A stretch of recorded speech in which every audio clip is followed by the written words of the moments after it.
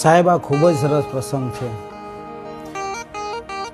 ઝવેરચંદભાઈ મેઘાણી, મવાની બાજુમાં કતપર ગામ, ત્યાં ખારવાની બુઢી માની પાસે જઈને કીધું હતું કે માડી, કે હા, કે મારે દરિયાના ગીત સાંભળવા છે, તમે મને સંભળાવશો? અને સાહેબ ત્યારે એ ઉંમરલાયક માડી ધ્રુસકે ધ્રુસકે રડવા માંડ્યા હતા. ને ત્યારે મેઘાણીભાઈ એમને એટલું કીધું હતું કે માડી, કાંઈ મારાથી તમને ખોટું કહેવાયું કે તમને જે આ તમે રોવા માંડ્યા?